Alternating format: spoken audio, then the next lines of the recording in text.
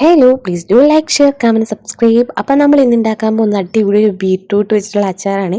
ശരിക്കും ഇത് ഉണ്ടാക്കാൻ തുടങ്ങുന്ന സമയത്ത് പോലും ഇത് ഇത്രയും അടിപൊളി ഹിറ്റാകുമെന്ന് ഞാൻ വിചാരിച്ചിട്ടേ ഇല്ല കേട്ടോ. അപ്പോൾ ആദ്യം അതിനായിട്ട് ഇത് ഇച്ചിരി ഞാൻ വലിയ പീസായിട്ടാണ് കട്ട് ചെയ്തിട്ടുള്ളത്. നിങ്ങൾക്ക് ചെറുതായിട്ട് വേണമെങ്കിലും കട്ട് ചെയ്യാം.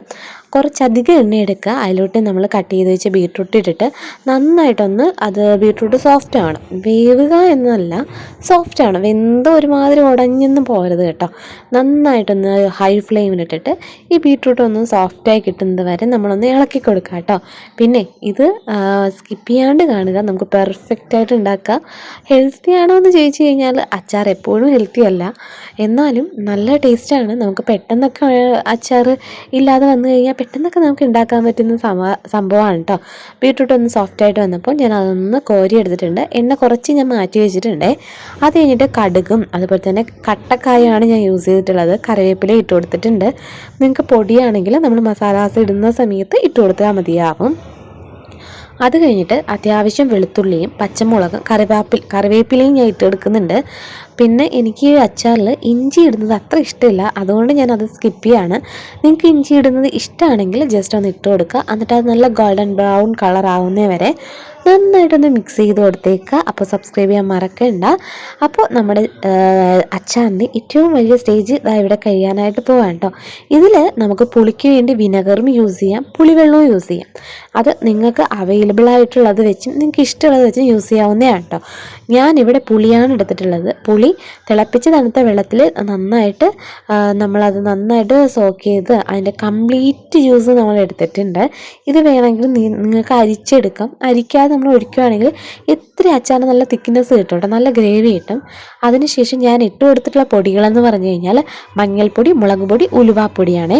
നിങ്ങൾക്ക് കട്ടക്കായോ അല്ല പൊടിക്കായോ ആണെങ്കിൽ ഈ ഒരു ടൈമിൽ ആഡ് ചെയ്ത് കൊടുക്കുക.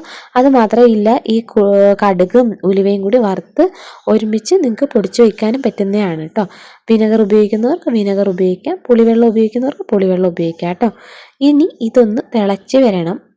നന്നായിട്ട് തിളച്ച് ആ ഒരു മസാലയും വെളുത്തുള്ളിയും ഈ പുളിവെള്ളമൊക്കെ ആയിട്ട് നന്നായിട്ട് മിക്സ് ചെയ്ത് വരട്ടെ. ഈ ഒരു സമയത്ത് നിങ്ങൾക്ക് ആവശ്യമായ ഉപ്പ് അച്ചാറിന് ഇച്ചിരി മേലെ നിൽക്കണമല്ലോ. പുളി എന്ന് പറയുമ്പോൾ നല്ല അച്ചാറിന് നല്ല പുളി വേണമെന്നുള്ളവർ ഒരു 2 നാരങ്ങ വലുപ്പത്തിന് എടുത്തോളൂ കേട്ടോ.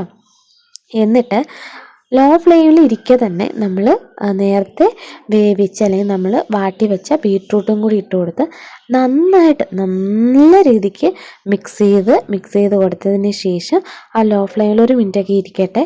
എന്നിട്ട് നമുക്ക് ഓഫ് ചെയ്യാം. നമ്മുടെ സ്വാദിഷ്ടമായ അടിപൊളി, ഹെൽത്തി ആണെന്ന് ഞാൻ പറയുന്നില്ല, നല്ല അടിപൊളിയായിട്ടുള്ള അച്ചാർ ഇവിടെ നമുക്ക് റെഡി ആയിട്ട് കിട്ടിയിട്ടുണ്ട്.